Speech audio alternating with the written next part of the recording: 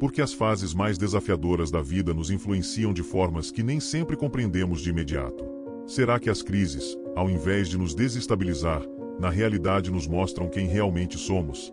Carl Jung, um dos maiores pensadores da psicologia, acreditava que o caos desempenha um papel crucial na reorganização e renovação da essência de quem somos.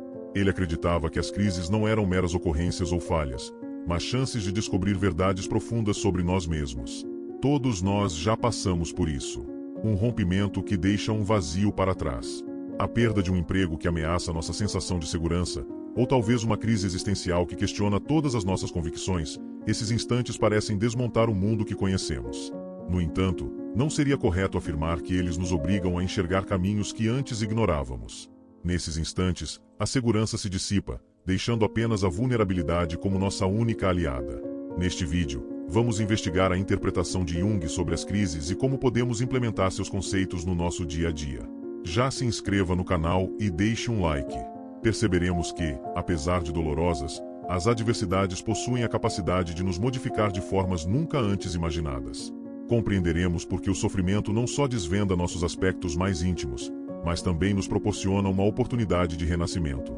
Imagine um dia normal virado do avesso. Você recebe uma ligação inesperada, perde o emprego ou até mesmo é demitido. O chão parece estar desmoronando sob seus pés, certezas entram em colapso e uma pergunta ecoa: o que é agora este momento tão temido e desconfortável? É o que chamamos de crise. Jung acredita que tais eventos não são apenas catastróficos, mas possuem um propósito para ele. Para ele, crises são como tempestades que, independentemente do quão caóticas sejam, limpam o solo e abrem caminho para algo novo. Na realidade, ninguém gosta de enfrentar tempestades. Qualquer pessoa que já teve seu guarda-chuva arrancado pelo vento sabe disso.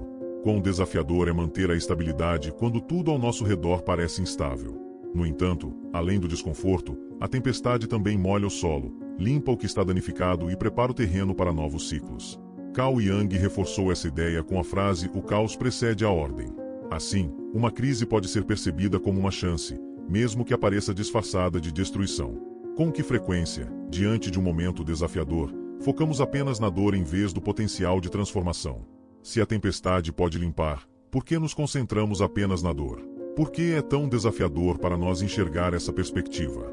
Parte da resposta reside na maneira como encaramos o desconhecido. A desorientação nos assusta por tirar nossa sensação de controle. No entanto, Jung interpretou essa perda de controle como o início de algo extraordinário, a oportunidade de nos reinventarmos. Uma crise não é um término, mas um convite para transformar o antigo em algo novo.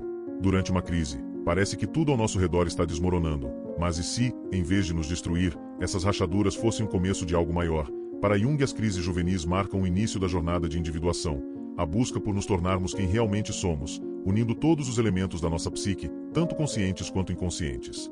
Em outras palavras, é no meio do caos que começamos a descobrir a totalidade. Um exemplo é Viktor Frankl, que passou seu tempo em um campo de concentração e conseguiu transformar um ambiente de dor extrema em uma busca por propósito. Ele encontrou sentido até nas circunstâncias mais desumanas, demonstrando que mesmo no caos mais profundo é possível encontrar uma força interior que nos orienta para o desenvolvimento. Jung interpretava esse processo como individuação, uma jornada de autoconhecimento que nos auxilia a reestruturar a vida através das experiências mais desafiadoras. Se observarmos a natureza, esse conceito se torna ainda mais evidente. Uma lagarta, ao entrar em seu casulo, não tem consciência de que está prestes a se transformar em borboleta. Ela enfrenta a escuridão, desconforto e até mesmo a perda aparente de sua forma, mas é precisamente nesse estágio crítico que a metamorfose acontece. Da mesma forma, as crises pessoais podem ser comparadas a nosso casulo, um período de isolamento e o sofrimento que, no final, nos faz renascer mais fortes e completos. Como a tempestade mencionada anteriormente, o caos da individuação também promove reorganização, desmantelando estruturas antigas e nos obrigando a enxergar novos caminhos. A diferença é que desta vez não estamos apenas sobrevivendo, mas nos transformando em algo mais resiliente, mais integrado e mais conectados com nós mesmos. Você já notou como sonhos estranhos surgem durante períodos de crise ou como certos pensamentos e recordações insistem em emergir como se tivessem algo significativo a nos comunicar? Segundo Carl Jung, em períodos de crise, o inconsciente desperta e tenta se expressar, trazendo à luz conteúdo reprimido que, de outra forma, permaneceria oculto de maneira sutil, porém influenciando nossas vidas. Pense em alguém sob o estresse da perda de um emprego durante noites tumultuadas. Eles começam a ter sonhos com portas se fechando e, curiosamente, se abrindo. Esse sonho não é meramente um reflexo do medo, mas uma mensagem do inconsciente que indica que, assim como um capítulo se encerra, uma nova chance está prestes a surgir. Jung resumiu isso como: até que o inconsciente se torne consciente, ele direcionará sua vida e você vai dizer que é o destino. Em outras palavras, crises são ocasiões em que somos convocados ou compelidos a escutar o que o inconsciente está tentando comunicar. Jung acredita que o inconsciente não é um inimigo, é um mentor que muitas vezes recorre a crises como último recurso para ser ouvido. Quantas vezes ignoramos esses sinais, descartando sonhos recorrentes, emoções intensas ou insights? O problema é que ao silenciarmos o inconsciente, ele encontra outras formas de se manifestar, seja através de sintomas físicos, conflitos externos ou até mesmo crises mais graves. Então, por que não ouvir? Por que não prestar atenção ao que está pedindo para ser transformado? Durante uma crise, emoções como raiva, inveja ou tristeza profunda frequentemente vêm à tona. Esses sentimentos que normalmente tentamos esconder tornam-se impossíveis de ignorar. Os jovens se referiam a isso como a sombra, aspectos de nossa personalidade que reprimimos por acreditarmos que são inaceitáveis. É durante as crises que a luz, de forma involuntária, penetra na sala escura da nossa mente, iluminando tudo o que escondemos. As mesmas coisas que evitamos confrontar podem ser exatamente o que precisamos para crescer. Retomando a metáfora da tempestade, pense que ela não só arranca árvores, mas também desvenda o que estava oculto sob o solo. Da mesma forma, uma crise revela aspectos de nós mesmos que passamos nossas vidas negligenciando. Esta é a relação direta para o inconsciente. Momentos adversos servem para expor a sombra, permitindo que a incorporemos e nos aproximemos da totalidade. Contudo, lidar com a sombra requer coragem para admitir que temos raiva, inveja ou medo. Isso pode ser desconfortável, mas para os jovens, ignorar esses sentimentos é ainda mais prejudicial, pois o que reprimimos só aumenta em força e influência. Portanto, quando uma crise revela a sombra, a questão que devemos nos perguntar é se continuaremos a fugir dela ou aceitaremos essa parte de nós como um passo crucial para a transformação. Quando a vida parece confusa, começam a surgir indícios do inconsciente, como sonhos frequentes, emoções fortes ou percepções súbitas. O que podemos fazer? Jung defendia que apenas identificar essas mensagens não é o bastante, é necessário decodificá-las e agir de acordo com elas. O inconsciente se comunica através de símbolos e aprender a compreender essa linguagem é uma competência que qualquer pessoa pode aprimorar. Uma prática simples, porém eficaz, é manter um diário de sonhos. Pense em alguém em uma crise que começa a registrar seus sonhos todas as manhãs. Com o passar do tempo, eles começam a identificar padrões que podem ser recorrentes. Como sonhar com portas ou estradas, esse procedimento auxilia na conexão do inconsciente com os obstáculos que eles encontram no dia a dia. Conforme Jung destacou, símbolos são a linguagem do inconsciente. Eles não se comunicam diretamente, mas indicam direções que valem a pena seguir além dos sonhos. A reflexão consciente é outra ferramenta de grande valor. Anotar pensamentos recorrentes durante uma crise pode revelar padrões comportamentais que não foram notados antes, como emoções desproporcionais, que sinalizem uma velha ferida que precisa ser reconhecida. Essas práticas se conectam diretamente à sombra. Ao acolher a mensagem inconsciente em vez de rejeitá-la, podemos transformar o que parece uma fraqueza em um recurso valioso. Assim, escutar o inconsciente se torna um meio de descobrir significado e direção em meio ao caos. Em tempos de crise, é comum se sentir perdido, como se não tivéssemos controle. No entanto, Jung percebia as crises como um componente de uma dinâmica maior, o equilíbrio incessante entre caos e ordem. Como o símbolo do Yin e Yang nos lembra que os opostos coexistem e se complementam, a transformação pessoal exige tanto a estabilidade da ordem quanto a imprevisibilidade do caos. A própria vida de Jung exemplifica essa dinâmica. Sua ruptura com Sigmund Freud, por exemplo, representou um período de intensa turbulência emocional e intelectual. No entanto, foi esse mesmo caos que o impulsionou a questionar antigas estruturas e a desenvolver suas teorias sobre os arquétipos do inconsciente coletivo e o processo de individuação. Ele encontrou uma nova ordem dentro do caos, mas somente depois de confrontá-lo. Pense nisso como uma dança. Se tudo estivesse em ordem, a vida seria monótona, previsível e sem possibilidades de mudança.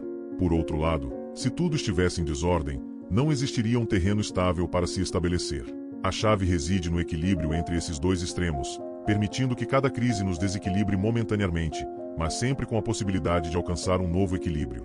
As práticas faladas anteriormente, como manter um diário de sonhos e reflexão engajada e consciente, apoiam esse processo. Elas agem como ferramentas para transformar o caos interno em insights e reorganizar a vida. No entanto, a questão é se, ao evitarmos o caos a todo custo, estamos realmente seguros ou apenas estagnados no mesmo lugar.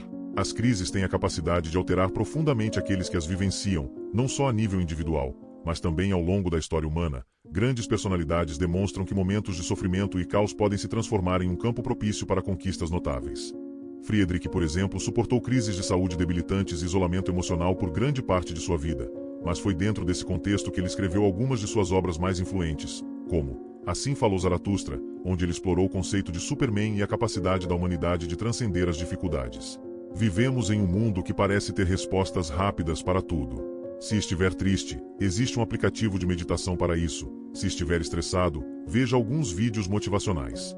A modernidade nos proporciona uma variedade sem fim de instrumentos para gerir crises, mas muitas vezes, essas ferramentas não são suficientes. Para Jung, essas soluções apenas disfarçaram os problemas, ao invés de resolvê-los. Seria como colocar um curativo em uma ferida que necessita de uma recuperação mais intensa.